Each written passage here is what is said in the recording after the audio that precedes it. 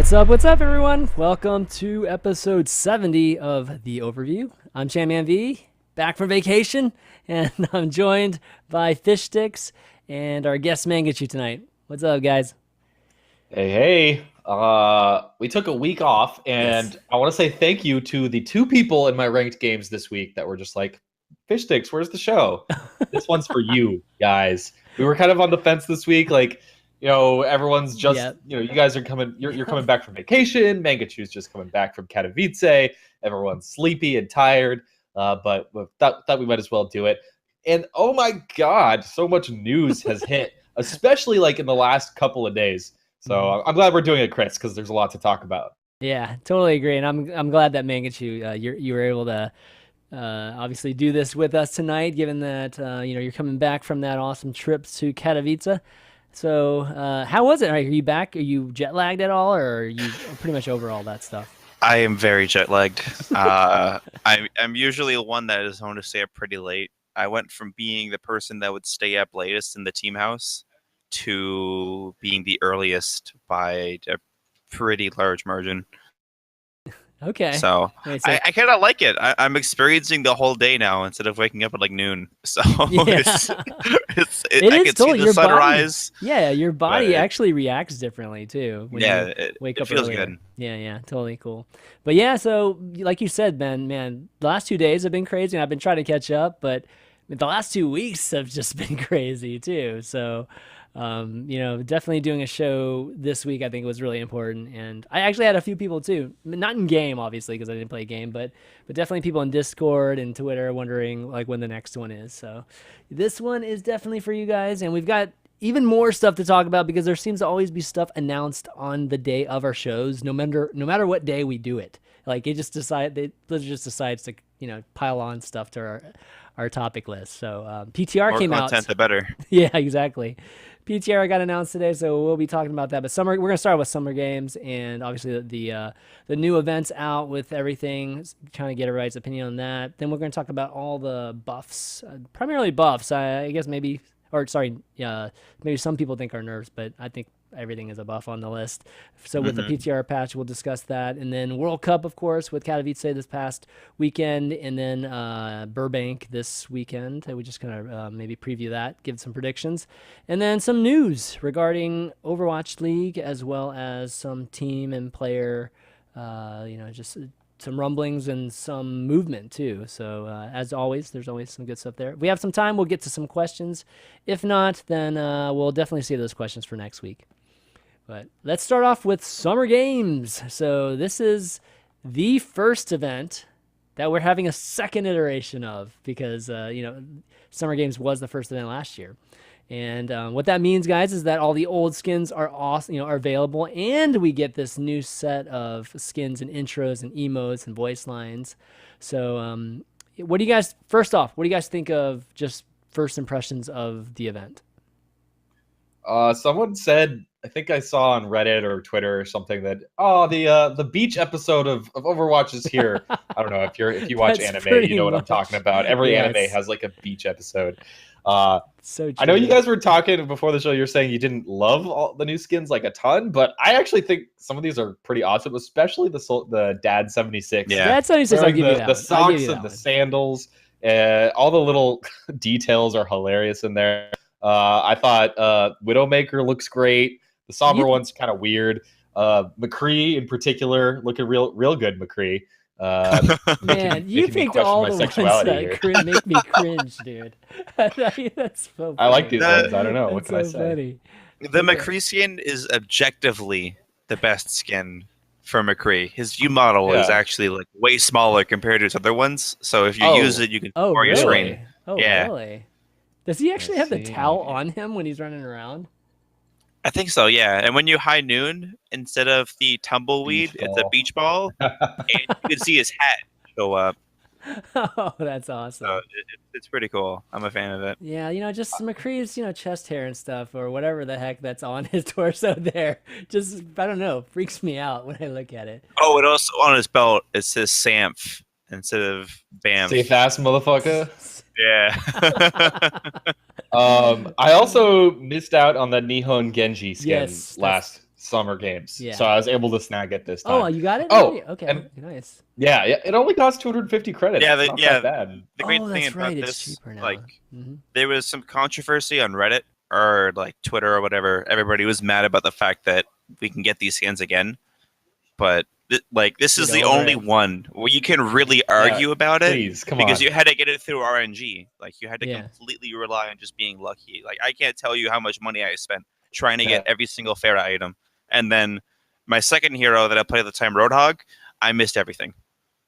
I don't know how. Like as I probably spent like $300 or something stupid, Jeez. and I just didn't get it. But now I have it. So That's we're right. living. My son too. My son's been waiting a year to get that neon Mhm. Genji skin because that's the only one he doesn't have. So, yep, But he we completed can't forget the best voice line in Overwatch was added this time around, which is Daria saying, "It is only a game. Why you have to be mad?" Which, if you don't know that original clip, shame on you. It's a great meme. History right there. Yes, it is. Is it a good one? Definitely a good one. As for like the intros, I definitely the Pharah slam dunk one is awesome. This one right here that I'm showing, I think that one's a really, really good one. I haven't actually seen the other ones. Let me see this. Target practice. Oh, that's Oh, kind of cool. No, that one's super cool. But Yeah. anything that convinces people to play more Hanzo, I'm not a fan of right now. Oh my God, such a Hanzo hater. and ranked has been the bane of my existence. I know that's like the most cliche thing to say ever, but Yeah, especially lately, man. I don't know. I don't know what to say about these Hanzo mains. Oh, these are old ones, right? Like Yeah, the this is from most last recent ones? Okay, yeah, they should have just. I'm surprised they kind of mixed the two. Okay, so I with don't- emotes. that's the only new taunt. Okay, and then the beach ball. This is new for sure. Anything That's regarding new. the beach. The is other new. ones are Okay. old. The Okay. other two are old. Okay, so they didn't really Or add three. too many things here, but anyways, little Last things, year, little things. last year they went all out. You know that Yeah. was their first. That was their first major event. I'm pretty sure for skins. Mhm. So they wanted to blow it out of the water. It makes sense. Well, I hope it's not an indication that they're not going to have. This is one thing I was a little bit worried about when they were having basically repeat events, is that we just wouldn't have as many new things come out each time, and this is kind of an indication of that. I mean, we're only getting a few new things here instead of like a full set. Plus, you can go get all the old stuff from last year. So I'm hoping it's not going to be all like this the rest of the year. Because I do like all the new variety. There's a couple Halloween skins that I missed out on last year too. So I think at least this kind of tells us that these recurring events, Halloween happens every year, summer happens every year. So Christmas, we're- yes, yeah, I know. we're gonna probably get those skins again. So Yeah, I think. Hope so. Okay, so the dates for this is August 8th through 28th, and one additional thing too is that Lucio Ball is a little bit different, and they've added a comp mode to it. So there's placement, there's a ladder, you get comp points from it too, and I've only gotten a chance to play it a couple times, so I haven't even gotten through, I guess, placement matches quite yet. But have you guys played enough to get ranked and all that good stuff? Nope. Nope. What am I talking No. about? I'm talking about just freaking hardcore level. In all honesty, I'm not a huge fan of Lucio Ball. I tried playing it, and it just seems like I don't think people are gonna like it when I say this. It seems like a budget Rocket League. Yeah. It seems like And you I took don't even like Rocket and League. take out all the complexity. Yeah. I'm not a huge fan of playing Rocket League even. Like I've tried it. I have like 5 hours or something on the game, and it's not something that I would like to play. And then they just put it in Overwatch and removed half the mechanics. So yeah, I mean, I actually enjoy Rocket League, and there's definitely a few elements of Lucio Ball that's lacking, in terms of the fluidity that Rocket League has. And I'm not even talking about all the tumbling and just all the other things you can do. It's just the movement. Like I think if it was on ice, like if you were just in constant movement and sliding and things like that, it would be better. And it bothers me, I can't hit the ball by just running into it. It's like you have to punch it or you have to boop it to move the ball, and that just I instinctually always try to run into it, and it does nothing. I just go straight through the ball. So I think if they made a few of those changes, it'd be cool. And then I was talking to my son about it. I was like, you know what? It would be cool if they made like a Pharah version of this kind of soccer thing, and just use concussion missiles, and things like that to move the ball. I think that would be pretty fun too, given that because it's already instinctual. It's already part of like the concussion missile and what we do with it already, knocking people, off the map and things like that. So just move the ball with it instead, and that'd be kind of an aerial thing too. So yeah, I think it's just a little bit lacking, and it's cool that they've tried to ramp it up, into something more competitive, but the product itself isn't quite there still. Yeah. Yeah. Yeah.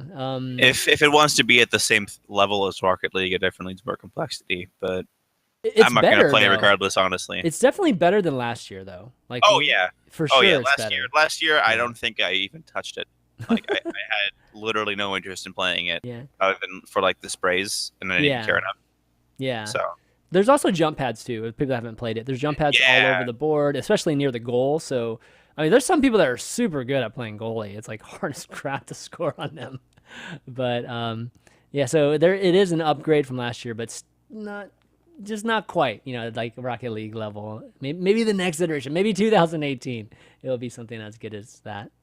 But anything else with summer games, guys, you want to talk about? I mean, well, I guess the Zarya changes hit with that patch, was didn't that they? was the Or was it the Doomfist patch patch. before? That was the Doomfist, Doomfist patch. Yeah. Oh Where yeah, they yeah, just- yeah. Yeah. Yeah, okay, you're right. Well, we right. haven't talked about Doomfist since it's been out, given that we missed last I know. week. So any crazy revelations or I hate anything? him. You hate him? You hate him? Okay. All right. He's one of those characters. He's like Roadhog when everybody realized how broken Roadhog was. He feels so good to play. You just do whatever you want half the time and just get like 3 kills for literally no reason. But playing against a good Doomfist is probably the most frustrating thing because you can't really seem to counter it. Like people don't really understand what beats a Doomfist yet. Mm-hmm. So what does beat a Doomfist? Sombra, Bastion, Pharah. Bastion, Pharah to an extent, yeah. Like there are times like I played when I was in Katowice. I queued into Mano and Toby, I think, and they were playing DPS, and I solo ulted Toby because, we were having fun. Every time we would kill each other, we would just scream at each other across the room. It was hilarious. But I solo ulted one of them, and then I just hear a Doomfist charging right click, and then I die because I'm just standing still in the air. Like Doomfist can just shift up in the air and just punch me, and then I'm out of the game. And it's Manga, I think your problem here is you're not playing Doomfist to counter the Doomfist. that. Yeah, honestly, I feel like when that's the meta, that's not Doomfist, good. you need one. Yeah, that's not a generally good balance or meta balance. Whenever you have to do that. His kid is like ridiculously good, but it's also very unexplored. Like people haven't really put in the time and effort to figure out what beats this stupid hero. Yeah. So just growing. We'll pains. see. I don't want to say happens. nerf it right away. I feel like they might need, like, if there's one thing that I would do right off the bat, it would be reduce the damage that you start off with when you charge, make it so it builds up further, so you can't do like a half charge and then one shot a soldier or something for no reason.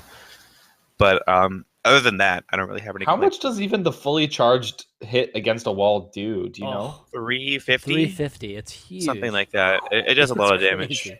And like with the way that you're positioned, like if you're on like Nepal Sanctum or something and you punch them into a wall, chances are you're gonna be right next to them anyways, so they're basically dead. I wouldn't mind if they brought down that damage to like 175 or something for squishies, but it would be kind of cool if it still remained high for tanks, because the more otherwise he's he's gonna be completely completely useless. Yeah, I think percentage based would be cool in my opinion. Or maybe not percentage based, but like percentage based. I think like 175 would be cool. You'd one shot a tracer or like a slightly damaged squishy, but like a full health squishy wouldn't die. But like then he'd be so useless against tanks. So I think it would be cool. Like maybe I don't know. That's my idea anyway. Maybe he has like a thing where, or like a passive ability where you just do more damage to larger health pool characters or something. Yeah. Make it more of a tank buster. Because really, there's only like 2. There's Reaper and Roadhog, kind of. Sort of. ish. Kind of, yeah. He's just Tracer there sort right of now, is almost you know? a tank buster for some reason. Yeah. Torbjorn right click, dude. Yeah. I was playing Roadhog in rank today. I don't want to explain why. I got 3-shot by a Torb. Like it was it was It's ridiculous. powerful. It's always been underrated, man. He's so good. I wish more that people shotgun would play is really Torb, man. good. Yeah. Mm-hmm. Well, anyways, we've been talking about balance and some of the other characters. Why don't we talk about the PTR patch now, which was released, or at least the patch notes and the update was released today. And let's start off at the top here. So first off, there's a couple new game modes. So deathmatch and team deathmatch has been added to the arcade, and it's something that I think we've all been talking about for a long time. When we're actually going to get a chance to see this, and it's finally there. I feel like there were like iterations of deathmatch already in the arcade. Wasn't there? It was elimination. Elimination. Just word. right. Yeah. Mystery hero elimination. Yeah. So this is just more of I think a more structured way of doing it. So it's just like, the deathmatch is obviously everyone for themselves, 8 players, first person to 20, and then the team deathmatch is teams of 4 that go against each other, and then it's first team to score 30. So yeah, just kind of cool. I think it's just something that is pretty predictable in terms of them putting this mode in arcade, because it'd be pretty fun. Do you guys think it's just like all DPS kind of thing, or do you think that people actually play healers? No, did you watch the video from Jeff? He said that a Mercy res will take kills away from the other team. So Mercy's probably going to be a must pick. Oh, maybe I don't know. Wait, it's what? funny. Mercy res what? Oh, Yeah, takes Mercy away. Res, if you get a kill, it's a and Mercy minus. reses that kill, then you I don't get that kill point. Oh, that that's seems nasty. kind of silly. That's nasty, dude. Yeah, totally it's nasty. pretty nasty. But it's only 4 versus 4, so you gotta, I guess that adds up. What I don't understand is the maps that aren't the arcade maps already, like Hanamura, Horizon, Temple of Anubis, Volskaya, Dorado, World, Hollywood, and Kings. Yeah. How? I haven't taken the time to look into it yet, unfortunately. They're small, but, man. Yeah. Like, where do you spawn? No idea. I Like, mean, I see what you mean, because you can just I'm camp looking their at that spawn, right now. right? I'm actually curious. You can just camp their spawn, right? Yeah, I don't know. It The seems spawns will weird. have to be randomized. Like, do you spawn Yeah. at like random points of the map? Like Yeah, I bet that's what it is. There's no way. There's no way they can just have 2 spawn points. That'd be. Because if you just spawn inside of each spawn, it's just like. Well, maybe you can't kill each other in the spawns, so I don't know. You have this weird, that seems weird chicken thing going on, like who goes outside first. It's kind of stupid, but it's kind of interesting too at the same time. Now that I'm talking about it, but I don't know. We'll have to see. Oh, maybe somebody in the chat knows. But overall, yeah, I think this is going to be pretty fun, and some people will have some good times with it. The other thing too is that there's a new map, but it's a deathmatch map. It's Chateau Giard, I think is how you pronounce it, and I think this is supposed to be like Widowmaker's old mansion or something like that. Mm-hmm. Yeah, I took a look at it while I was exploring the new changes to Junkrat, and it seems pretty cool. There's like jump pads. There's megas that are in pretty well designed areas. Mm-hmm. It doesn't seem that bad. Okay, I just queued into a game of deathmatch really quick. You do spawn on random points. Okay, So good. you can people. There's a little animation where like your gun like fizzles in or something. Like it's like the Star Trek teleport thing. Okay. I don't watch Star Trek. I never did. I don't know what it's called. But like I feel really bad. I'm sorry. But you phase in. You phase in. It looks cool. I'm so sorry. Got you. It's okay. Keep it rolling. It's fine. Got it. Dude, yeah. Oreo Fistar says in chat, new map looks super awesome. Yeah, visually it looks sick. And I'm excited for new game modes. I'm excited to try deathmatch and see just how it plays. 4 versus 4 should put a high emphasis on skill. I've heard good things so far just on Twitter. I literally got home from work like 10 minutes before we started the show. So I haven't had a chance to check it out. But the one thing I will say is I'm excited. More opportunities for casual players and everyone to play Overwatch. I just want more payload maps. like, oh, I just want more payload maps so bad. Like, Eichenwald was the last one that we got, and it's pretty good. It's I like coming though. I Eichenwald. mean, they talked about the cycle, right?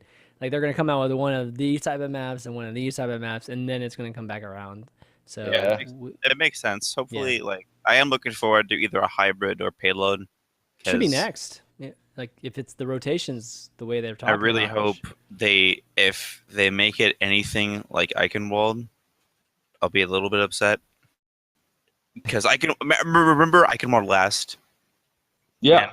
And that Like, was what not part fun. of it? Like I mean, Eichenwald's All of pretty it, big. literally all of it. All of Eichenwald last was just bad. Okay. It was never fun to play because you just, for one, you couldn't really experience it because you would never be able to walk into the choke point. Yeah. Okay. But there Okay. was that one play from Zumba at the World Cup last year. Yeah. Yeah. But Through I the have hole. faith in Blizzard. I feel like they've learned, Yeah. especially with Horizon. Horizon's a great 2CP map, so Whoa, really? I think it's the best one out of all of them. Yeah. I mean, I don't disagree with that. That's just the first time I've ever heard a pro ever say anything good about any 2CP. Oh map yeah, ever. like Well, I mean, he's saying I love relative playing. to the other two, dude. Yeah, I mean, it's comparing it to Hanamura, Volskaya, and yeah, that's not. Anubis, That's or- might not be saying that much. it's not the best comparison, but it's definitely the best 2CP map by far. Why don't we jump into the actual balance changes? Yep. in the Here we go. PTR Let's patch? go. 'Cause Here these we are go. these are interesting. Yeah, Like, Junkrat. super interesting. So Junkrat, boy. finally they're doing something to Junkrat, given that he's been non-existent for a while now. And concussion mine. Junkrat can now hold 2 mines, which is pretty interesting. If those of you that haven't gotten a chance to try it, it's very much like Symmetra's, sentry turrets. Where it's weird. You can't throw 2 at a time. Like you have to use one and explode it, and then you can immediately throw another one. But if you throw one out and leave it there, and you throw another one out, the first one I guess that makes disappears. sense. Yeah, that's The what first I one was worried disappears. about. Yeah. Just looking at it, it doesn't really word it like that. So Yeah. I thought you can just like drop 2 in one area and just one shot somebody. Yeah. Yeah. It seems like really good on paper, but with the way that the mine is designed, if you hit somebody, you're gonna have to predict where they're gonna go anyways. Yeah. So it's not Yeah, too you can bad, right. but I do think that the damage is too much. Okay. Being to able me, to, it seems like the mobility aspect might be one of the best parts. yeah, oh, definitely, yeah. Because you can instead of just like either being able to use it for mobility or try to attack someone, now you can use it for mobility, get above the enemy team, and then drop another one and use that one to do damage. The thing that I'm kind of Yeah. worried about with the way Blizzard has been balancing heroes lately is they really like mobility. They're designing all of their heroes, or like all the I heroes. love it. I'm all that are Except for for very good at Orisa. going everywhere. Well, I mean, yeah, there's like Orisa, and then I feel like every time they increase the mobility of heroes, they're like killing Reinhardt, and Reinhardt is like one of Foundational. the best heroes to watch Mhm. specifically and to play against, because playing against heroes like Winston and Diva is just the most frustrating thing because of the fact that they can just go anywhere and just distract you. But with Reinhardt, like you always have to at the very least worry about him, but you don't have to worry about him being in your face. So hopefully, like if they continue to balance characters, they don't really focus on can they go literally anywhere on the map to increasing their strengths. Like Junkrat is very good at shield pressure or spam angles, but now he can go literally anywhere on the map. So what else is he good at? We're gonna find out. Yeah. True. I mean, so far, at least when I played it, it's felt pretty good. It's definitely felt good. Will it be frustrating? The kind of Doomfist feel good versus your opponent. We'll have to see. The other thing is the rip tires. The tire's movement speed has increased by 30%. And That's a lot. That's a it's- fast it's tire. fast. It's really fast when I was doing it. I was a little bit out of control actually when I was. It first caught me off guard, dude. I was Yeah. watching. There's a video on Reddit showing off what it's like. You can get to like halfway into third point of Eichenwald last point from the back left Jeez. corner of the It's first. nuts. Whoa. Yeah. Oh my god. You just It's and also nuts. I do not like the way that they changed the wall climb limit. I was Yeah. playing it like while I was exploring what Junkrat was like. I just used it and I would just like climb up the wall in that new map, and it just felt like broken. I feel like you can just camp the ceiling and then once somebody just comes even close, you just let go with spacebar, you drop right on them, and they die. Like there isn't really any ability to like react to that. And what he's talking about, guys, is there's no longer a time limit of how long you can be climbing a wall. Because before, you basically couldn't climb a wall that was a certain height. And then, like Mangachu was saying too, you can't just like sit there, just like bumping up against the ceiling nonstop just to keep a position. So yeah, that was pretty nice too. I mean, I was definitely scaling like all these walls that it just felt crazy, a little bit crazy. Junkrat's tire went from being like not the best ultimate in the game to pretty good. You were able to shut it down at the very least, like it's going to be hard to stop. That's for sure. One-shot it, but like now, can you even hit it? It'll be a surprise. But I want to see how it goes before I even consider saying nerf it. Well, he needed it. Like Junkrat, if they want Junkrat to be played, I mean, they're definitely. He has been seeing more play. Yeah, but that's mainly thanks Koreans. to Flower. The Koreans in the World Cup. Junkrat is so good, man. Oh my god, it's insane. I wish I was that good. Yeah, totally. I really do. I wish any of my characters are that good, man. His Junkrat, his Junkster cannot be dumpstered. That's true. All right, let's talk about Orisa now. Fusion driver. So the projectile speed has actually been increased by 20%. Right. And Love it. Her gun was already good. Like there wasn't really anything bad about it. They were just like, you know what? We'll just make it better. You can like I could barely notice it. Did you notice a difference? I didn't notice that much big of a difference when I was doing it. I couldn't really notice it, but like, why do that? You didn't need to. It was already in a very good spot. Like that was one of the one things that like I would never change about Orisa was her damage output and like how fast she shoots. Like she's very good at dealing damage to shields, especially. Yeah, and then the protective barrier size is increased by 20%, and I think that's like 20% in both directions because it's ridiculous. It's just bigger. It's so big.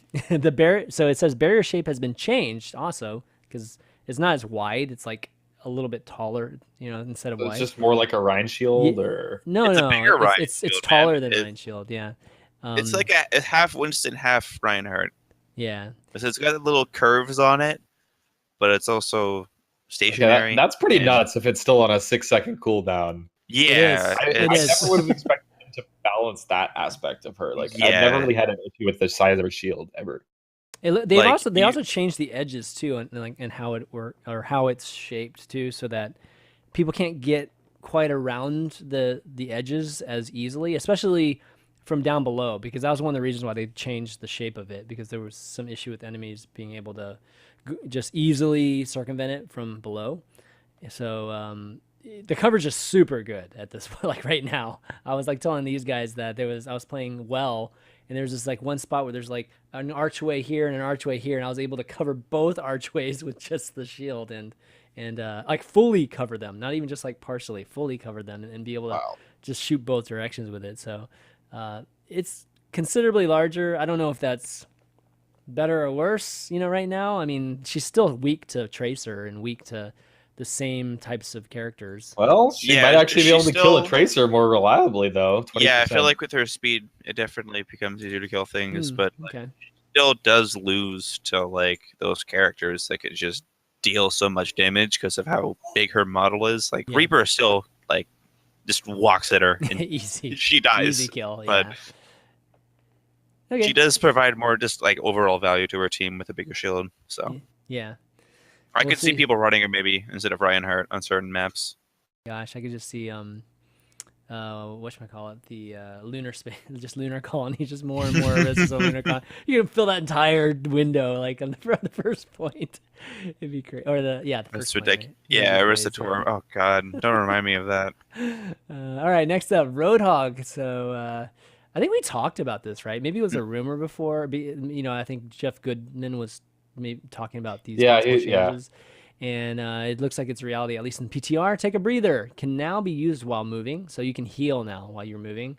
And then damage taken while you're doing this has been reduced by 50%. So that's huge. I mean, 50% damage reduction no matter where you're doing it is huge. Not to mention if you're on the move and so Roadhog generally more mobile now, right? And turning into more and more of a DPS character, it seems.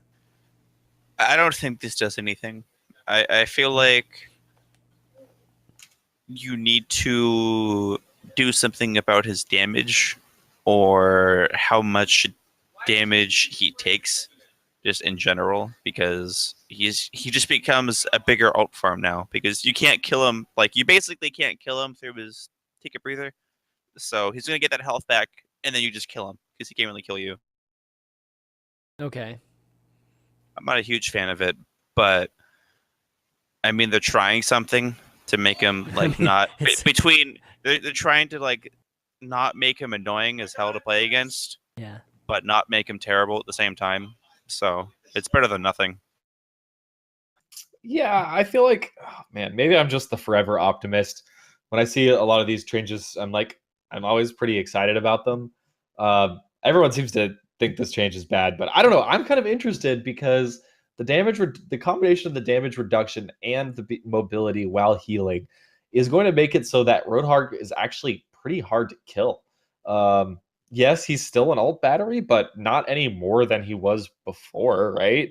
I mean, so in my mind, like if he's harder to kill and you're gonna have to devote more attention to actually killing him, then he's actually more of a tank, isn't he? I mean, you guys are saying he's more of a DPS now because I he's more mean, mobile and but I like he's gonna absorb more bullets and be able to get out easier and survive better. So he's just gonna draw more fire. And then if you don't focus him, he doesn't do a ton of damage, right? He's not I the mean, old they Roadhog, keep but up in that. They he could keep I become feel swiping. a threat. like Like if you completely ignore him, he could become a threat, right? I don't know. yeah, I feel like right now, or somebody said this in chat, he just becomes better against characters that are very good at dueling. Because you just use that move, you're Yeah, like around, you get your Tracer. health Yeah, back, like Tracer. and then, but you do have to rely on just getting super lucky and hitting a hook. But what happens when you get that hook? Like, do you get the kill? And that's the thing that's a little weird right now. Is you should be rewarded for getting that hook, but the community doesn't seem to like the idea of like being able to one shot somebody like that. Okay, I So mean, there needs to be something else with the hook that just like rewards you more for being able to hit that consistently. My hypothesis way back when was like it feels really shitty getting hooked. It exactly like you said, Manga. When you're playing as Roadhog and hitting the hooks, it feels amazing. When you're playing against Roadhog, you're constantly afraid. You're approaching points with Roadhog in mind because it's always such a present threat that could completely change the team fight at any time. It creates a lot of tension, which is, actually kind of good and exciting for spectators, in my opinion.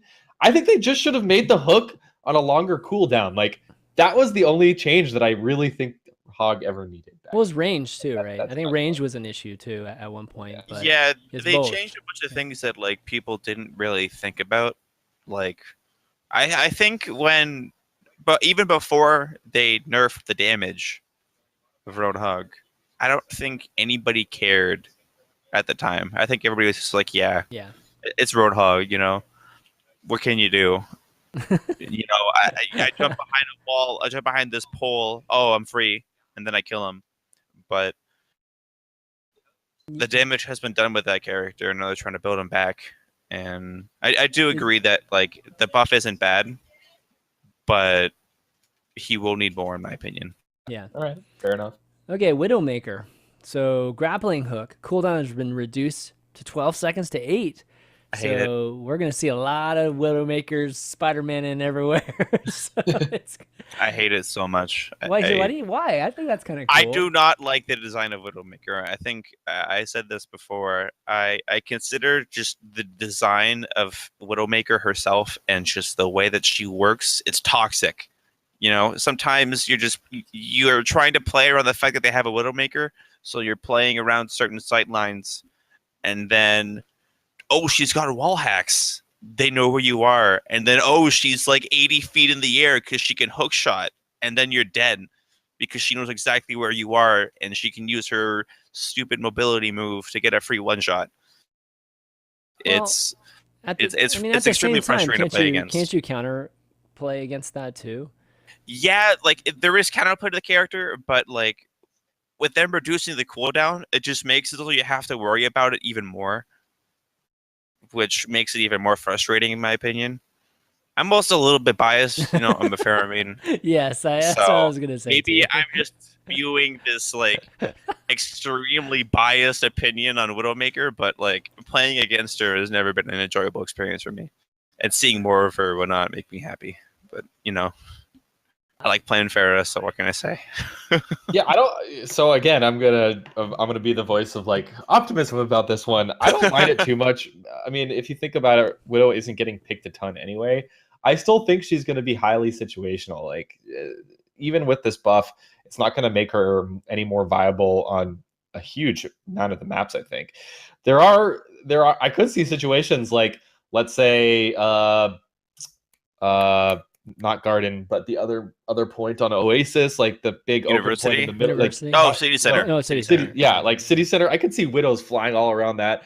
Like Hollywood on the streets phase, like I could see Widow just being a complete menace, and I'm people getting like frustrated watching thinking that. about it. Yeah, Like people like watching that's the one thing Taimu go yeah. fucking nuts on Widow, right? And Yeah. hit those jump shots. People go crazy. I will give you the wall hacks manga. Like I don't like the fact that she can wall hack, given that you can. And she can which give is it to great her team. Yeah, she can give it to why? her team. I think the wall hack thing should be removed. To be honest, like I think they should figure out a different ult for her because like CS:GO doesn't have that. And that's like one of the really epic things about CS:GO is the fact that you're just sitting there waiting, right, for something to come out from the smoke, or whatever, and you're sitting there, the sniper's sitting, the guy with the AWP is just staring at that, right? And I feel like that aspect of Widowmaker is something that's important because there's a parallel to that. It's really important that Widow is actually in Overwatch and that we do have this sniper. But when you do make her too powerful because of these like wall hacks and things, it's different. Like if you can see like they're about to come, it's not epic, right? For the spectator, it's not actually that epic to have a Widowmaker just know that person's about to come around the corner. So it definitely takes away a little bit. And I don't know. I like grappling hook as a spectator. I think it is going to be kind of cool watching her flying everywhere and making some epic shots. If it starts happening too much, then okay, then we can start talking about like, okay, they're just like wiping out backlines so easily with Widowmakers. It's ridiculous.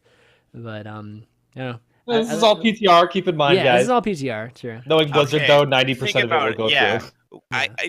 Can you name anything that was pushed to PTR that hasn't been on live? There were like the two Bastion things. thing. The Bastion thing. No, it got pushed. What? The And Bastion then got changed pushed. immediately. It got changed immediately, did but they it? pushed it to Okay, live. Shoot. Okay. I played it in a tournament. It was a great experience. I There was got that Hanzo one ulted. week where you saw Bastion in every ranked game. That was interesting. but that there was was- honestly the most enjoyable time I've ever had because Really? I was aware of how stupid it was, but it was so much fun just killing everybody. And my highlight of it was playing Bastion in the Carbon Series tournament. And they ran a Hanzo to try and like break the Reinhardt shit to kill me. And they had Reinhardt You just or healed the through Hanzo it? ult. I'm sitting on cart and a Hanzo ult just comes right at me. And I just Healed through whatever, man. I'm just holding right click and a Mercy's healing me and then I kill 4 people. it. Yes. It's Okay. To your point. All right. I don't It's think gonna make it anything. out there. I can't think of anything that hasn't been pushed. Yeah. We've had this discussion. Oh, many send times. Discord through barriers. That's well, they removed that. They removed that from PTR. That's true. Okay. One thing out of like 100. one out of, 90% has gone through. 90%. Okay. 90%. Okay. So all right. Yeah. chances are everything here will go to live. So and the then other, the Venom. yeah, the yeah. Venomine. So the Venomine also is something that's somewhat of a wall hack. If a target's affected by the Venomine, then you can now see it through walls. But it's only Widowmaker. It's not the whole I'm team. okay with that. I'm a okay fan with of that. This is Venomine has why. been terrible. Yeah. It's not good. It's just a Venomine bad. is the worst ability in the whole game. Like, let's be I can't real. think- There's not a worse Yeah, ability. I can't think of anything that came close to how bad that move is, and them adding that just makes it a little bit better, but it's still pretty bad because you just shoot it. Like, I Yeah. also one thing that I want to think Yeah. about: the dot effect does go away when you grab a health pack. Do the wall hacks go away? It should. I think if whatever health effect, the dot effect, I think is probably is associated with the wall. Like you're bleeding and then you're bleeding some crazy radioactive thing or something. So I think if you stop the DOT, I would assume it would do the same thing. But we can ask. I mean, we can definitely see if somebody has tested it yet. But that would be a big deal if the wall hack continued on for the duration. That would be ridiculous. Totally ridiculous. So, anyways, like finishing off the patch, is there anything else that was on here that Crosshair outlines. They where's removed them that? Where's that? directly below it, directly below Widowmaker user Okay, interface. there we go. I don't understand. Like, there is a picture that Midnight made of the amount of people that made a request in the pro feedback channel of the OW saying, add crosshair outlines for the Doomfist patch. And it never came, unfortunately. But now it's here. So, thank God. I don't even know how they removed it. Like, I don't know how that happened, but it's just no, dude. I don't even know. It's in the notes. Oh. Well, I mean, they just added new crosshairs. Oh, they added new crosshairs, and they just didn't have an outline. I don't know how they forget something like that, but they did. But at least we have it back in our lives. That's all that matters. Okay. Well, all right, PTR guys, go in and test it out, and I guess let Blizzard know anything that you guys see, or just let us know if you discovered anything that we might have missed. But let's move on to World Cup, given that World Cup is kind of rounding out this last weekend, at least of the group stages, and Mangachu just came back from Katowice. So what a exciting group there. I mean, generally, Koreans dominated like we all expected them to dominate. So nothing really new there. But, boy, you guys, man, had definitely epic series against Russia, and you were the main focal point of a lot of discussion too, good and bad. So I think you're the perfect booty person butt to cheeks. Booty butt cheeks. Booty butt cheeks. It's weird that so many people cared about that stuff, and then I get tweets from like Flame that said my diva was a joke, and everybody was like, "Oh, dude, you've roasted him. You're too toxic for Overwatch or something," and they're like supporting that. Yeah, I mean, Flame can do no wrong in the eyes of this community. I am convinced. I am convinced. Yeah. Like, I don't know what that just man me does. saying Flame, that means that there's going to be Flame emote spam in chat right now. The fact that Flame's not in this episode will get like flamed in the YouTube comments. That's what it always happens. No Flame, blah blah blah blah blah blah. Just like it's ridiculous. But yeah, so the diva play obviously was a big point of people discussion. weren't a fan of it. But then your Farah play, obviously made up for it, right? So it was a crazy balance. Were you aware of all of this, or not until I got home? I Okay. I thought I played pretty well overall. My team was very supportive. They were like, "Yeah, you're playing diva like the way that they wanted me to play diva." This is something that I wasn't usually used to. The way that I play diva with my team, whenever I play it, is I pocket our Winston. But whenever I scrim with Team Canada, Pocket shirt for? I know I pocket Rolf. Okay. I don't really do anything but try and shut down the tracer and make sure Rolf takes absolutely no damage, so he can do whatever he wants. Rolf is a very good Zenyatta, so it's something that I agree with. And considering my approach to Team Canada, which was I just play whatever people want me to play, which ended up being diva. I would just listen to people and they could like borderline micromanage me. So I just did that, and Reddit didn't like it. So whatever. I got a lot of flack, but we qualified for BlizzCon. I know exactly. We're top it's 8. Like, we did better than last year, and I quote unquote led this team to top 8 in the world. Congrats, bro. So, congrats. Yeah, definitely congrats.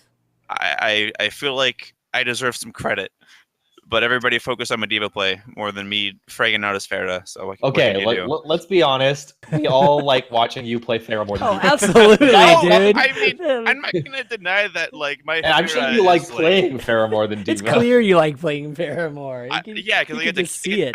I despise playing diva. I don't it's a problem that I have when it comes to just like playing this game at a professional level. Is this like I don't respect the design of Diva, so I just don't like playing her, and it's something that I need to work on with my mentality.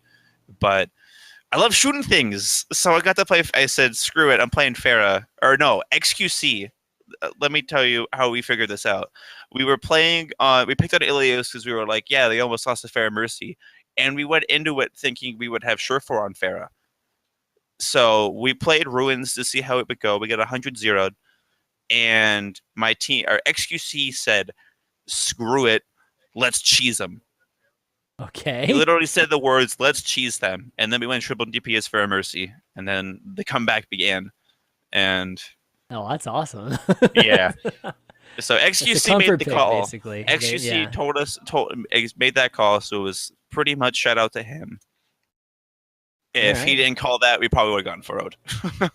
Really? Wow. Honestly, like with the way Hollywood went and the way Ilios Ruins went, like I was losing confidence the more that I was playing Diva. So playing Pharah and being able to play as well as I did definitely just turned it around for us. So who is the captain on the team, you would say? Joe Meister is our shot caller. I tend to try and make plans with like our dive targets. One problem that we've always consistently had scrimming with Team Canada was communication. We have a very quiet front line. XQC is probably the only loud person, but like he would just call stuff as he was doing it. We never really went in with a plan. So I would try and enable people. So like if Agilities would have his blade, I would ask him, Agilities, what do you want to use? Or what do you want to kill with your blade? And then we would make that our primary dive target. I would ask people to find out where things are, and then XQC would decide whether or not it's a good dive target, and we would just like build off each other with that. Okay, so we have like, sorry, to answer your question, out of game, I'm the captain. In game, it's a mixture of Joe Meister and myself. Okay, that's cool. I mean, it sounds pretty reactive and things, and I feel like, you know, Team Canada, and we've even done it on this show, you know, I think is scrutinized the most out of all the teams, you know, like especially because of what happened in E3, you know, just weird circumstances even at E3 and carried over. When you play with 40 FPS, sometimes you don't play the best, but when the community needs to know about that stuff, you get flack. But I mean, on paper, I still feel like the Canadian roster might be stronger than USA. I don't know. So when we started scrimming again, which was about a month and a half after E3, Team USA rolled us. Team USA was very one-sided in their favor. Yeah, from whatever ZP said. Or Jake. I don't even want to talk about that, dude. Jake said that. Yeah, it was far from as one-sided as they made it sound out to be. They were winning. But as time went on, we were progressively getting closer and closer. And the last time that we played, we basically it was 3-2 in their favor, and we were 1-1 on Koth, and then XQC had to literally move out, so we canceled scrims. But like we've gone to the point to where we can either get a positive win rate in the scrims, or they can beat us by a little bit. Yeah, so pretty even is what you're saying. Yeah, but there's a definite rivalry that's here between USA and Canada. So it's a really forced rivalry. We're all good friends with each other. Like, I like everybody on Team USA. Team USA likes everybody on Team Canada. No, you hate each other. You hate each other, exactly. We're gonna roll them if we play them in bracket, dude. Oh hell yeah, that's what I like to hear. Be scared if they run into us at the BlizzCon bracket, dude. We might play them actually too. I will say though, you guys better be scrimming against each other like crazy. You've gotta do us proud. Yeah, you got some really tough opponents. Korea, it's just pretty much if we end up playing each other in bracket, we play. I don't think we play them. Like I don't play South. Like Team Canada, 100% does not play South Korea until grand finals if we make it there. We play the winner of like France and Australia, I think. Wow, that's a big one. that's already going to be a. It's not South Korea. That's all that matters. As long as you're not in that bracket. Yeah. Well, let's talk about the Russia series, because this was to move on or not. You know, because Korea already took the first spot, and it was really all about who could get the second slot. And Russia was looking strong as they did last year. Going into this groups and even during this groups. I think a lot of talk. We talked about Shadowburn a few times recently, and ZP in particular was talking about Shadowburn maybe not being as good as he was last year, and I think that's wrong. I mean, he played well. I think with the way last year was designed, I think Team Russia was well aware of how good Shadowburn was, and well aware of like that meta specifically was so good at pocketing one specific person, because then a boost was ridiculous at the time. Yeah. With the speed boost and everything. So you could just like throw all of your supports and all of your defensive cooldowns into one person and they can just 1v6. But with this patch or this meta, everybody kind of had to play well. And like Shadowburn, like everybody on their team performed very well. Like they were all great players. And Shadowburn specifically is a god on LAN because he's so like him and Mistakes are both like they play with like 150 ping, 40 FPS every day. I know. That's like so crazy. they play exactly like we played at E3. Yeah. And they're gods still. Like they and play they still, very well. Yeah, they still do super well. And then they go on lane and they dominate. So like both teams played extremely well. It was just the problem with them is they play like I watched them scrim. Luckily for us, we played them last day, so I could watch them play against Turkey. Like I watched the VOD twice, and I saw how they played against Fair Mercy. And Shadowburn was very greedy with his dash blades or with his dashes. Yeah, he would try and dash just to like take damage on their Pharah, and their Pharah was always playing very aggressive, which is very similar to my playstyle at the time.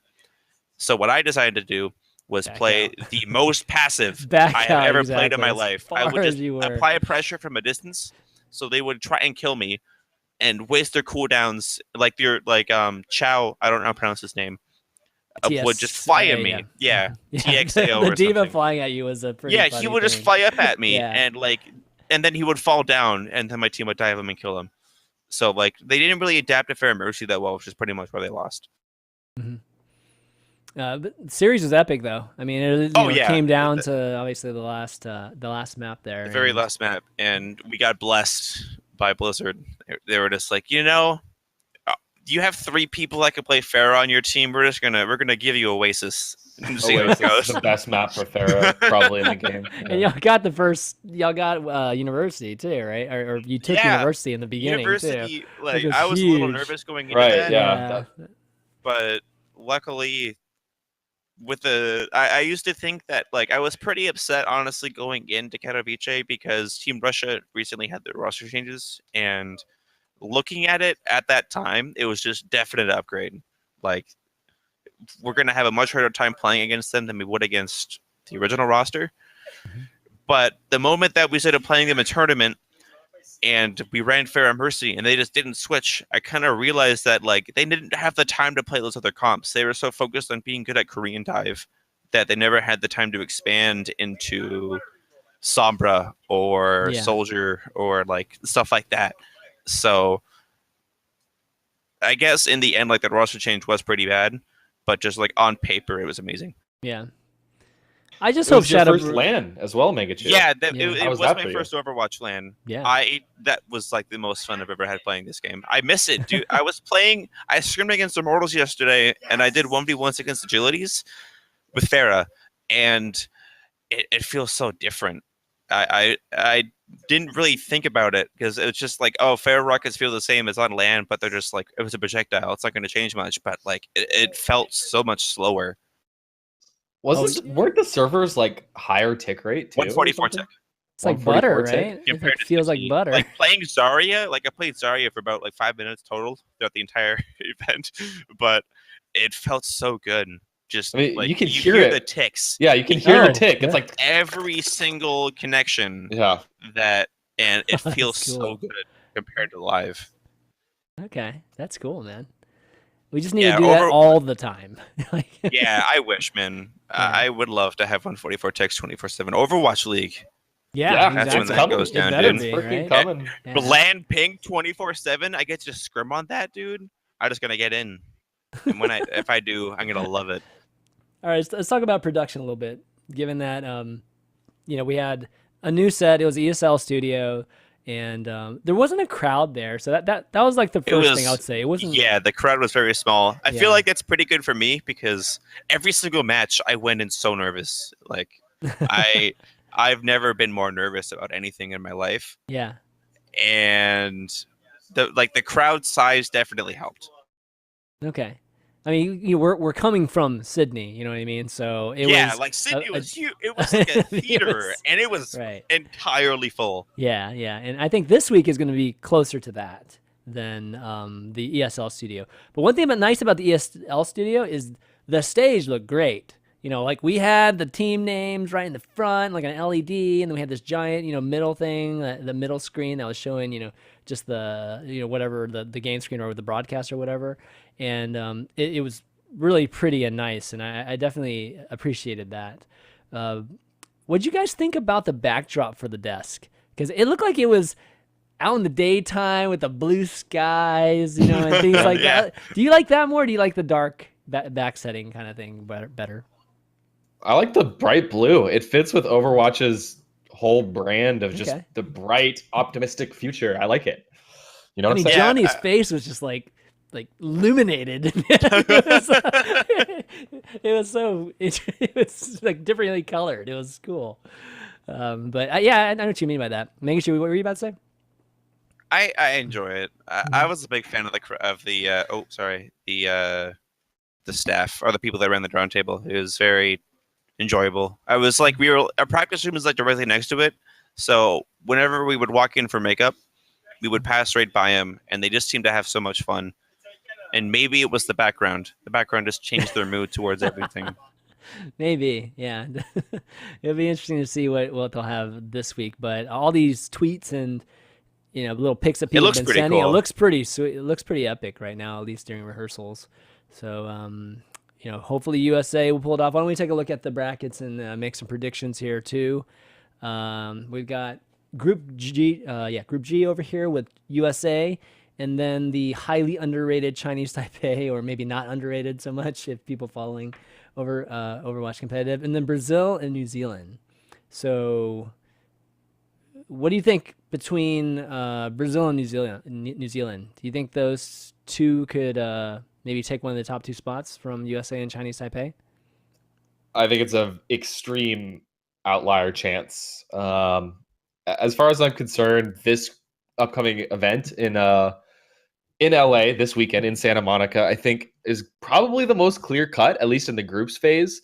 Brazil, we have seen a number of good Brazilian players and good Brazilian teams LG. over the course of, in esports in general, but Yeah. also over the course of Overwatch competitive history. But I almost feel like it was like more so in the early days. Like we actually haven't seen the Brazilian teams playing in any of the tournaments. We just haven't had a chance to see them play. So who knows? They might bring out some major upsets. But I think it's a big off chance. I know absolutely nothing about New Zealand, but I mean, how many people live in New Zealand? Like that player pool is absolutely tiny compared to like any of these other nations. I mean, how many people live in Japan, dude? And Japan did quite well Dude, too. like 100 million people live in Japan.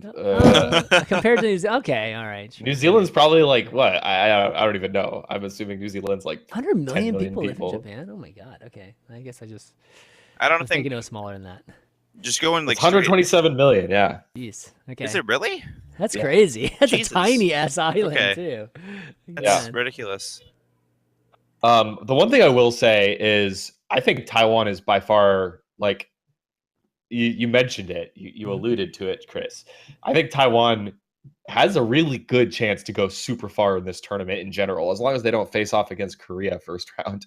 I think they're going to be doing really, really well. And the reason for that is because everyone was like illuminated by how well Australia played in their group stage, but the Australian team, Blank Esports, apparently, I actually haven't gone back and watched the match. I need to do my due diligence and do that. But the Blank Esports actually lost in a huge way to the Taiwanese team. Yeah, in they the got Southeast Asia rolled. tournament. Like they got rolled, and these are the same teams that we're talking about here. So in theory, that should mean that this Taiwanese team, or whatever Taipei, Blizzard calls them, officially. Chinese Taipei, Officially, yeah. Officially, but Taiwan. I'm going to call it Taiwan. Yeah. They should, in theory, be really, really good, like substantially better than Australia, at least by last time they played. Yeah, I think that might as well talk about Group H too, with UK and Germany and Israel and Belgium.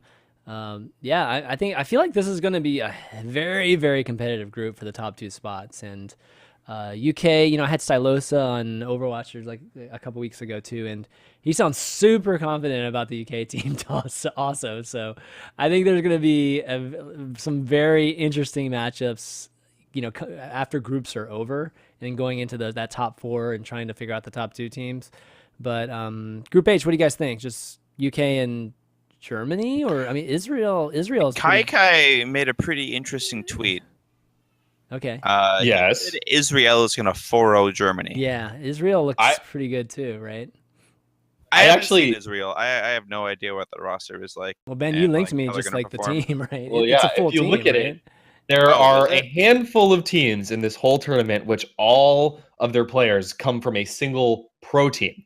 Taiwan is one, Australia is one, and also Israel is one. Israel, all of these players come from the same team, and it's also featuring a player like Cafe, I'm not sure how to say his name, who wasn't he the number 1 ranked player on the EU ladder or something? Yeah, for a bit.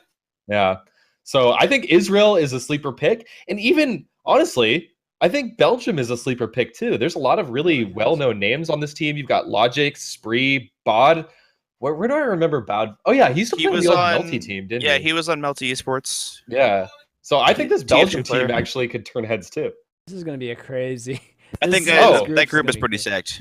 Actually, Neck Turtles in chat just mentioned that Brazil is also a pro team entirely. Yeah, Brazil I didn't realize that. Yeah, Actually, shit, this might gonna be really interesting this weekend. Very, one very thing- competitive group stage. I've only seen that team play once, and that was in the second to last Alienware monthly, and they got 7th/8th. But that was also with a Korean team that entered, so you can't be too surprised. And they were playing with like high ping, but like that's the only thing I've seen of them from like playing against team or NA teams. So Yeah. I want to see how they perform on lane. So yeah, all the Americans, man. Cross They're your shook. fingers, root hard this weekend, guys. Oh my god! Root Here's the very sad hard. part, though. If you think about this, there's only 2 spots left in the finals bracket for BlizzCon. One of them is facing off against Canada. One of them is facing off against South Korea. So whoever is the lower seed, correct me if I'm wrong. I'm assuming this is how it works. Right? Yeah. Whoever is the lower seed here has to face off against South Korea. Personally, I think Taiwan is the best team out of these 2 groups, like probably by far. So even if the USA can make it through this group, and they have a lot of tough challengers, they're probably going to have to play South Korea first. Whoever That else makes it sucks. through is probably going to have to play South Korea first. That kind of sucks, man. Who put these brackets together?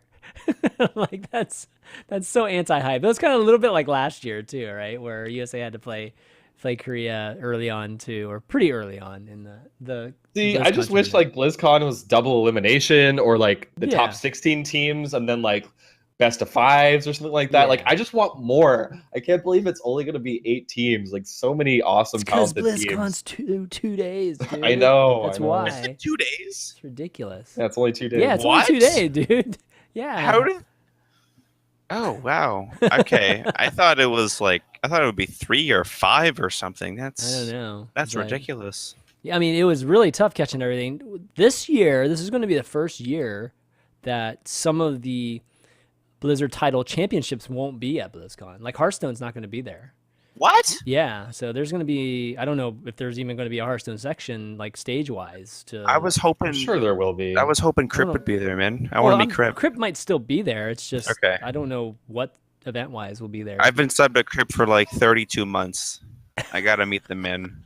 You've never Yeah. met Crypt? Yeah, he's great, man. He's totally great. Okay, well, anyways, this is going to be a pretty epic one. Definitely be sure to watch it this weekend, guys. And this is going to conclude the group stages. So it's going to lock all the places for BlizzCon, and it should be an epic one. Hopefully, again, USA is there, and I think it'll make it just even more hype whenever we get to God, BlizzCon. I would it's be there. so depressed if USA doesn't make it to Yeah, I will BlizzCon. too, man. I'll It's going to be definitely will too. hard though, dude. I think But they can do it. They I can. think they can It's do not it. like they can't do it. They can definitely do it. It's just they have to play well, no question. So, all right. Hey, I'll see you if you're going. I'll see you there. I'll be Yeah. there on Sunday. I'll definitely be there, no question. Nice. So will I. Yeah, that's right. Yeah, I kind of have to be. So it's gonna be on. No, I mean, we're gonna be rooting No, for I mean, Canada too. I I'll mean be this rooting. weekend in LA. oh, Yeah, I lied. Oh, I'm not gonna be there. No, I'm not gonna be there. yeah. this weekend. I was talking I'll about be there LA. at BlizzCon. Yeah. Yeah, Oh. that's true. Yeah. That should be I awesome. would like to Definitely be in LA all the time. After going to there for 3 days at E3. Well, I- that's a good segue, Yep. Mangachu, I'm a because there's genius. 2 LA teams Oh my god. Oh yeah. Oh in yeah. OWL. Is that the It's next part of this? insane. The Yeah, yeah, we script? can. Yeah. Go for it. So Overwatch League Perfect. news. We Yeah. can do that. We can do that. So yeah, let's talk about some Overwatch League news then. And like Ben just said, that there's been some more announcement of more teams, which is 2 new cities, and one's actually a repeat. So we're talking about London being in the mix now in a second LA team, which is the first, at least the location for that to happen. And London is actually going to be C9. So, I think Jack had a post, or at least he had a quote that was in this announcement here. So C9 is actually going to be part of the Overwatch League, and not even competing in the US. It's going to be in London. So first European site, which a lot of people, when the news first came out, was wondering, where the hell is Europe? What the heck's going on? This is supposed to be Yep. Global League, and sure enough, we finally get London here. Look at where the Overwatch League is. Just like on that image, it's just covering like a large majority of Europe. Oh yeah, I didn't realize that. That's kind of a good point. Yeah, for some reason it reminds me of like a Awkward. risk map or something. But Yeah, yeah. it's in an unlucky spot for people who really want Europe to be in it. But with C9, it's pretty good. I was surprised C9 though. When I first heard the announcement, I thought it was the other way around. I thought C9 was the second LA team, It makes sense. and then I read it, and it was just like, oh, that's not true at all. That's crazy. Yeah. Yeah. But it's definitely great to hear. C9. I think there were some rumblings about the C9 team, obviously in the last month or two, and maybe some things going on there. But turns out they're definitely in it for the long haul and going to be part of the big league. I guess the question is the roster going to be the same? What do you guys think? I highly doubt it. I think they gotta make some changes. Personally, I was screaming with or against Kingarna today, and Gods was playing with them. Oh, ooh, exclusive. God, I this don't is know back. if that's an actual thing. Gods No is leaks. back. Don't post. Okay. This is probably Don't going on post Reddit this on regardless. Reddit. Do not. It's going. We post can't. this on Reddit. Dude, there was It will already a post totally- today about like some Oh, person on a man. podcast leaking a bunch of stuff. Yeah, I saw that too. Podcast leak number 2. God screaming with Kingarna one time. It's official, dude. He officially joined. He's under contract. It's a 3-year contract. They're in Overwatch League. But yeah, we screamed against Kingarna. Gods was playing, so I don't know what's going on exactly with C9. It's a mystery. Despite being with 2 of the players on C9 for about a week, I was told absolutely nothing. So I have no general information on that other than Gods. So, and Kaiser, I guess, since he's on Runaway now. Yeah. Okay. Well, it's great. It's definitely great, given that C9's always been one of the fan favorites, and I think it's important that we just retain some of these endemic teams that we've grown to love in Overwatch esports. So with this news, there's always another side to this news too. So we're talking about the LA team as well, but London in particularly, there was somebody that woke up the next day and was not very happy, and that was the Fnatic owner who Oh boy. who apparently was going after that London site too. And Sam Matthews was tweeted this. Let me show you guys right here, and you can kind of derive what he's saying here. And I don't know, not sure how that happens. I guess 2 people bidding for London, and Fnatic missed out, or maybe it was just between Maybe- C9 and Fnatic. Maybe dropping your players might put a bad taste in Blizzard's Yeah. mouth. Yeah, when it yeah. comes I guess to how much faith you have in the Overwatch scene. good point. So- Good point. Yeah, so it does help to have an active team and that you can at least. Their team to. wasn't like their It was team was in a good. rough spot, Yeah, it was still. but it wasn't like they at one point they were like top 5 in the world. Like they were nuts. They were playing super well, and then they fell off super hard, unfortunately. But like that doesn't mean you just drop all faith in them and just drop the roster and then expect to get into their league where you invest a crazy amount of money. Yeah. But Hey, can you guys hear me? Yeah, I can hear you now. Oh, I was looking at Zoom and you were like moving your head every once in a while. I don't know if you were trying to say anything. I definitely like tried to say like 3 things, but it's okay. I don't know what happened there. That's weird. Anyway, I have zero sympathy for Fnatic in this situation. They had a very good team that was very well liked by the fans. And okay, yes, you run into issues. You stop playing as well. 1 or 2 people leave.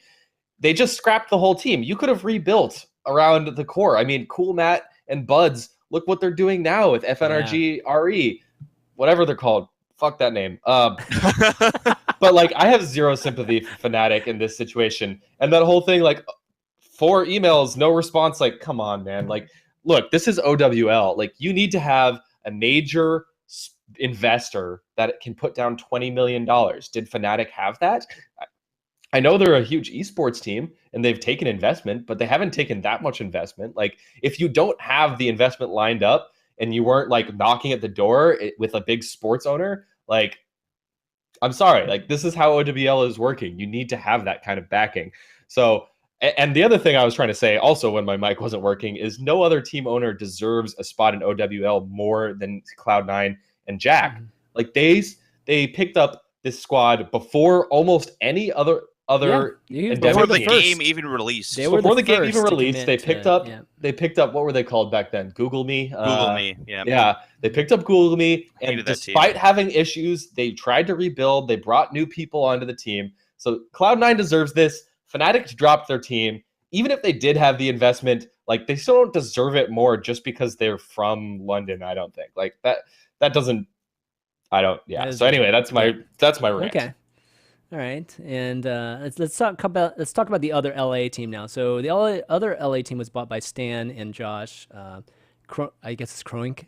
I'm not sure. Kronik? I forget how you pronounce the last name. I think it's Cronky. I don't know. Is it Cronky? Okay, Cronky. And I think out of the two, I believe Stan is the owner of the Rams and like the Nuggets, and like he's part of a group that owns several Arsenal apparently teams. Yeah, Arsenal and Avalanche. I mean, they own a ton of teams.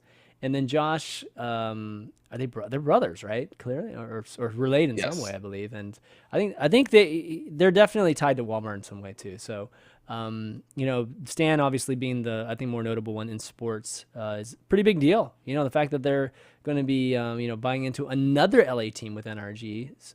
They don't actually have a team yet, so it'll be interesting to see which roster they end up picking up. You guys hear anything? Anybody? Any speculations? Nothing. Sorry, really quickly. Yeah. Somebody already posted what I said about Josh on Reddit. Oh, jeez, man. Of course they did. Oh, jeez. 3 minutes ago. That was fast. I had no idea. But when you're asking people into the juice, dude. People love juice. Yeah, they definitely love juice. So, anyways, second LA team. What do you guys think? It's happened in football, obviously. It's in the NBA. There's 2 LA teams. They share an arena, and yeah, I mean, what do you guys think about this? I'm excited about this for a very specific reason. First of all, everyone's saying, why does LA get another team before other cities? Like, look, these sports owners have their ownership stakes in like arenas around the world. This is the LA Rams. He has an arena there already. Stadium, yeah. It's the stadium, yeah. So yes, I'd like to see a Denver team. Yes, I'd like to see a Toronto team, Vancouver. Like, there's all these big cities, Dallas. Like, although we'll get to that. There's rumors about Dallas already, but I think it's great that there's 2 LA teams because LA is a huge esports hub in the world. You got to remember, there's more people. We just looked up how many people live in New Zealand. Twice as many people live in the LA area, literally. Actually, more than twice as many as all of New Zealand. So there's a lot of people, big fan base. And the other thing that makes me excited about this is 2 teams in LA means there can be 2 teams in Seoul, and there should probably be 5 teams in Seoul. So the fact that they're allowing more than 1 team per city is great, particularly because Korea and Seoul in particular deserves to have 5 teams. And I'm glad that that's going to be possible. I'm not sure how I feel about it, to be honest. I mean, if it's one team, okay, maybe I can live with that. Maybe I can, just kind of like LA Clippers and LA Lakers now. Maybe that's okay. But 5 teams, no, that doesn't feel like this, type of location, geolocation type of The thing. Korean Like, fans deserve it, man. they Like do, but the I players and the fan base. It's all right. There's no region locks, so mean, yeah. So, technically, just every it's- team in Overwatch League can be a Korean team. yeah. And So just every other that's why I don't irrelevant. really, I think a lot. It's very easy to fall into this kind of World Cup mentality where it's just like, these cities they have to be the people from these cities, Yeah. and things like that. And I think because it isn't that, we shouldn't be thinking like that either.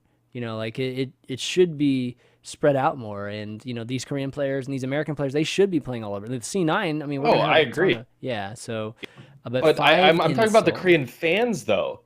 The fans give them something to root for. They Like, have their team. They would have a team, right? They're one team that's owned by a team owner that's never been in Korean esports before. Like, Yeah, but whose fault is that? I mean, I don't know, like what's going on there, but I don't know. I'm just like, I think one team might be okay, but I'd hate to see like 2 London teams and 2 LA teams and 2 New York teams, and then I don't there's think it'll be confusion. that. There's I confusion. don't think in many that. teams are going to Yeah. invest in the same area like that Yeah. because there is, like you said, there are a lot of cities that don't have that target yet. I just think a lot of orgs aren't willing to just invest into a different area that isn't local already.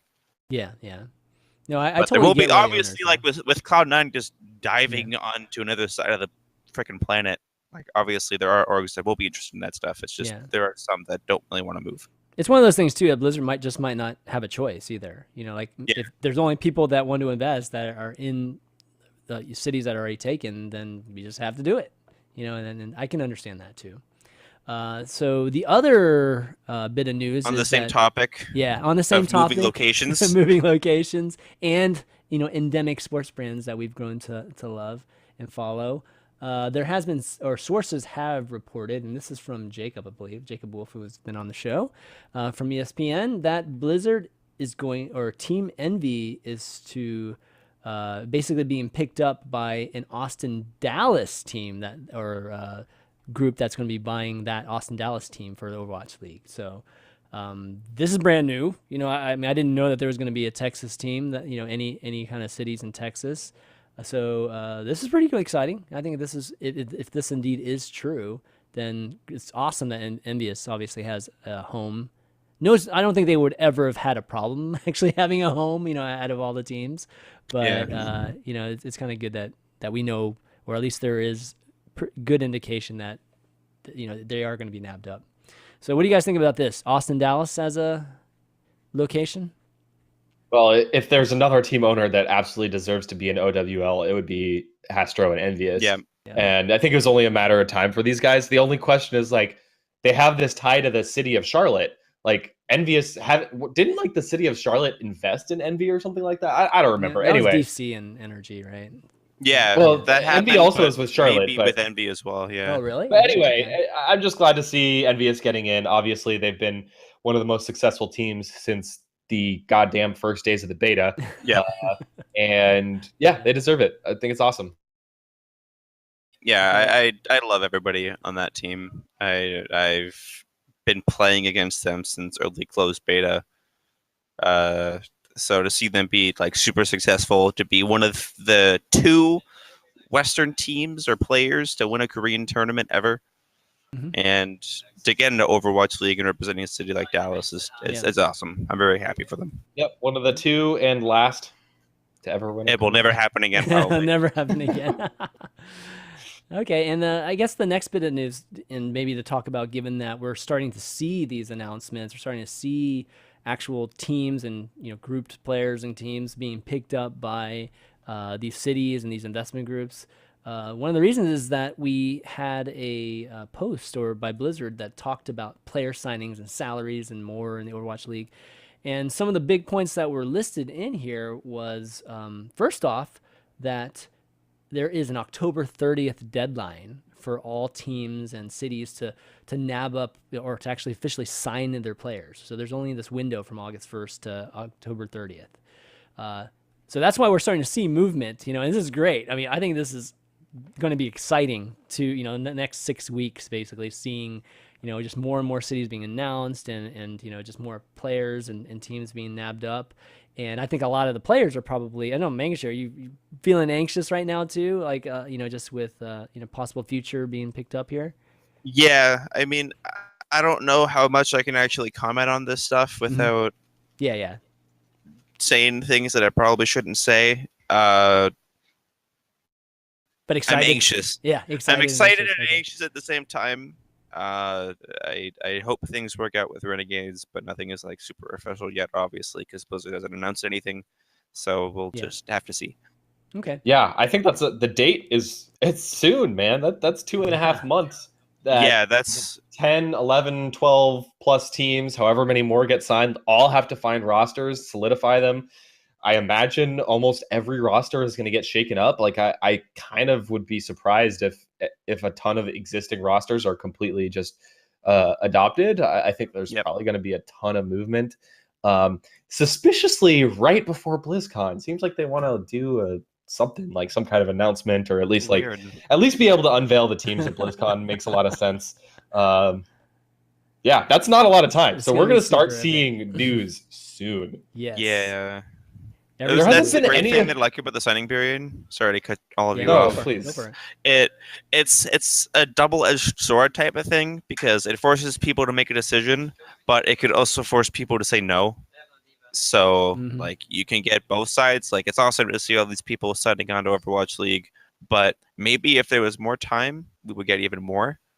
But I mean, we'll have to see until the time comes. But I think so. I'm anxious. I think maybe we would see more, but you have to think that they've been working on this for months already, right? So it's not like this is the beginning of them, really trying to search out, locations of things. I'm feeling like the locations are probably being nailed down, maybe the last few, behind the scenes right now. And then, I mean, there's not much time. There's 6 weeks. I mean, I think the sales period might even be potentially over, in the next couple weeks. And then it's just like about trying to nail down players and everything like that from here on out. So we still won't hear official rosters and things until later. But I think the the recruiting process, at least for investors and things, might be winding down here for them. Some of the other things, specific wise, with like contracts and things that they mentioned, was that the minimum salary for players is going to be at least $50,000 US. And teams will provide. Like nice. Yeah, nice. I'm okay. I'm a fan of that. And full benefits and a 401k. Like money is good. Money is definitely good, and it's going to be a 1-year guaranteed contract with possible extensions after that for additional years. And then you will get more anxious. Yeah, you'll get benefits too with the insurance and 401k plans. And then the bonuses, for team performances, 50% of their team performance bonuses will go to the players. I've heard of some of the things that players get, and obviously I don't think I can repeat them, but it's a lot of money. It's a lot of money. Well, they just talked about total bonuses available for Overwatch League in Season 1 will be $3.5 million with a minimum ridiculous. of $1 million awarded to the Season 1 champion. $1 million prize pool. Per player? Or no, probably probably in total, just for the whole team, $1 million probably. Wait, did I hear you right that the player bonuses can be up to $5 million? Oh, those are actually that's 3.5. Is that what you said? Oh, 3.5. Yeah, the total bonuses available for Overwatch League teams in Season 1 will amount to 3.5 million USD. Yeah. Okay, well. Yeah. It's just. I mean, I don't expect that to happen in the at first, but that's just thinking about that gets me excited. Well, the min is 1 million. Dude, that's what it's going into. Yeah, but the min is 1 million. So this is bonuses. This isn't I'm pretty sure. Thing, right? So I wouldn't be surprised if Blizzard just pushes it crazy and marketing stuff, and they start making team skins like LA Immortals Overwatch skin for Genji. You got the Agility's Genji skin. I'd buy that in a heartbeat. Totally. I was totally. All right, fanboy. Come on. Just kidding. He boosted me to BlizzCon, dude. I'll throw some money his way. I don't mind. But yeah, it's stuff like that's gonna happen eventually. So the money does make sense. It's just how much. Yeah. So I mean, whatever it is, it sounds good already, and it's great that they have minimums already announced. So, we don't have to speculate on. Oh man, this is just like high end stuff, right? I'm glad that they put in those minimums because now I think a lot of people can feel or get a very good sense of whether this is something they can do for a living, for a long time, and make those kind of life decisions. Another thing too is that the rosters must be at least 6 players, and it's maxed at 12. So you can't have more That's than a 12. lot of players. Yeah, that's just like basically two per slot. But that's pretty good. And then there's no regional locking, with birth or like your home country or anything like that. Yep. And then teams will have to provide players with housing and practice facilities during the season, which will be met by professional standards set by the Overwatch League. I like that. I So mean, none of the rundown. Most orgs already provide like team houses. Like I'm in one right now. So you can probably hear people making comms and ranked Overwatch, but like the C9 has apartments, Envious has apartments,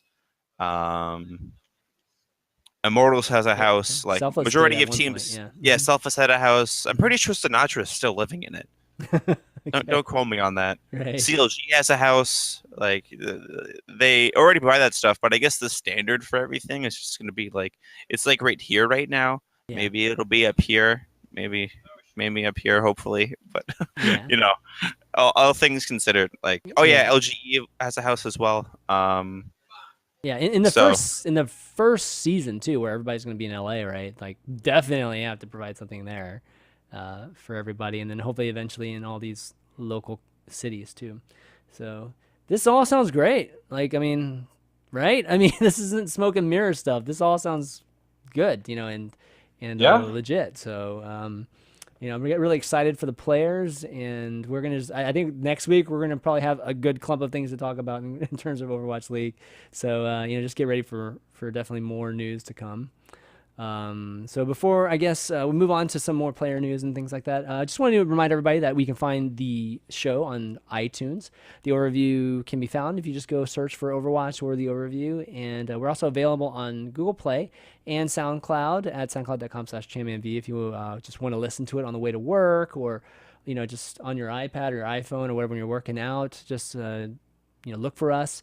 And I want to give a shout out to just a few folks that have left some nice 5-star ratings for us, because 5-star ratings help with people finding the Overwatch or the overview whenever they're trying to find Overwatch podcasts, since there are a good number of them out there now. So definitely it helps rank up in all those good those lists and things on iTunes. So I want to give a shout out to Wobble Thoughts and What Up Famo and Access 88H. Thanks so much for those ratings and those awesome words that you left for us. Really keeps us going doing the show. The next bit of news, we got some player team news here, and we've got I put this down first. So Contender Season 1, that's like starting this week or next week. 14th. Right? It's next week, right? Monday, right? Yep. So it starts on Monday? We haven't heard anything about it, right? It has been announced. Yeah, they haven't really been pushing it too hard as far as I'm concerned. I'm playing in it, so that's exactly right. It's a great way just to show off players that aren't officially in Overwatch League yet, such as myself. Yeah, it's good timing too, right? This is the combine, basically. Basically, yeah. Yeah, it just feels weird though. Like, I know we went through season 0 to get to this point, but they haven't really marketed it like at all. Yeah, in 8 teams. I'm not a huge fan of 8 teams. Like I feel like a lot of teams. Yeah, it did seem very rushed. I feel like maybe if it was like 12, it would be in a better spot. But 8 just seems. Sorry. That was my coach. Go. Shout out to Oris. That was. It's too small. I'm not a fan of 8. Yeah. And I mean, there's been some rumors, right, with that leak on another podcast that there's going to be some teams buying people's slots and with that. Liquid, because Liquid is pretty much like Liquid is basically Liquid is rip. Liquid got ripped. Let's talk about Liquid. Quake. Yeah, it's a good segue over to Liquid here. So Liquid it's not official because we haven't seen it from Liquid itself, but Jacob also reported that Liquid is to drop its Overwatch team. some players to stay with the organization, but representing them in a different game, and maybe a few just leaving the organization. And the big ones obviously are Team Liquid has always been a roster of like a Hall of Fame of Quake players and Legends. Legends that Rafa and Hang and they're all going to be going back to Quake champions apparently, and competing for that $1 million prize that they have over there. Yeah, that's not surprising. They're all pretty good at that game, and I'm glad that they're doing that. Yeah, I think you mean they're pretty good at Overwatch. They're gods of Quake. Yeah. Okay. So Rafa. That's the disparity. Watching Rafa play that game is like actually insane. Yeah. I don't think I could ever play at that level. And he's playing Lucio, man. I know, right? Why was he playing Lucio? Well, Just he was throw him trying- on Lucio. Yes, man. He tried like playing the highest skill ceiling ever, dude. Yeah. Well, Lucio's now, just- right now. Yeah, but with Lucio, like everybody just makes him the shot caller, so like the mechanical skills don't show as well because you're too busy talking all the time and like coming up with game plans and stuff. You're too busy using your brain instead of your hands. Yeah, if you haven't seen Rafa play Quake, you need to do that because It is ridiculous. there are certain people, there are certain legends in esports, and those legends, they get old after a while and they drop off, but Rafa doesn't seem to ever drop off, and who knows how much longer that's going to last. Everybody gets old and things slow down, but Rafa has been, how many years has it been now, guys? Like 2007. A long 8, time. 10, His career 10? really Has it He's been 10? playing. He's been playing It's- Quake competitively longer than I have played Yeah. first-person shooters competitively. Yeah, so definitely check it out. I know this is an Overwatch podcast, but definitely you have to watch Rafa play Quake if he does end up, obviously competing in the Quake champion. Another bit, AZK2, I think is going. Yeah, he going got back him to banned CS:GO. from ESL and Yeah. ESEA, I believe. Mhm. So I'm like super happy about that. I love that team. I love Yeah. Steel, even Yeah. though he like despised his Overwatch with a passion. I still love him. Yeah, so good and bad news. Obviously, kind of sad that TL, which has obviously been a fan favorite organization in esports, doesn't look like it's going to be. It doesn't say that they're leaving Overwatch. It just says that they're dropping. It did say there's something Is and it? like either that article or another saying that like chances are they're not going into Overwatch League, Okay. which sucks. But totally sucks. I Yeah. was hoping. No offense to NRG, I was hoping that Team Liquid would get the San Francisco spot. One of their investors is one of the co-owners of the Warriors, so I thought Yeah, Magic that would've Johnson's made in that, sense. right? Magic Yeah. Johnson's in this group too. Mhm. So I thought for sure they were positioning themselves for the Overwatch League. Little bit, this is definitely disappointing from that standpoint, but who knows? We'll see. Like maybe they nab up San Diego, or I don't know. It's like a different team. Maybe there's two San Yeah. Francisco teams. Who knows? I really hope they So- do come back because they're like one of the few orgs similar to Envious that has been a part of the scene for Lord knows how long. I can't even remember when they picked that team up. Yeah. But they've been like very committed towards this game, and I like appreciate the time that they've spent with this game. Let's see. The next bit of news we got here is Seamus replaced by Brad Rajani, formerly of Selfless Gaming, as our coach. And It seemed kind of. I don't know how much he did. I was talking to Legit RC last night, and he said that he did help a lot with how good he is of a coach, and I've heard a lot of good things about Legit RC as a coach. okay. So I hope that stuff works out for them, but we'll just have to see. Yeah, obviously NRG hasn't been too successful, so shaking things up. Yeah, makes they sense. haven't they And gone. I think Brad, they've gone through 3 coaches now. Yeah. I think Brad had a hand in making the Selfless team that was dominating NA for like 2-3 months. So seems like a good move to me. Yeah. All right. Well, I think that's it for news, guys. I think why don't we wrap up? Given we've Chris, I love it. What? Every single time we're like, let's do a shorter show today. Like we can Hour and a get this half. off. That it just never ever Yeah, happens. it's just like, okay, we're past hour and a half already, and yeah, so it's awesome. Overwatch news is fluid and daily, And that's one of the things that we love about being able to talk about it, report it to you guys, and it just makes my life a little bit harder playing these things because things just pop up and we have to add it last minute. And a lot of times when you're listening to us talk about it, it's literally on the fly because we haven't even thought about it at all, given that it just like literally just happened. So yeah, hopefully I just wanted to make sure you guys realize that. But anyways, Mangachu, great having you back on. It's been definitely a few months since we've had you back on. Yeah, And last time I was here was still with Tempo. So yeah. So like it's that been was quite a fall, right? That was like maybe damn, it was a long forever time. ago. Yeah. This was we talked about the PTR patch where like everything came out, like the huge one. Oh And yeah. The crazy we spent one, like the first crazy we spent like one, 40 right? minutes talking about the PTR patch alone.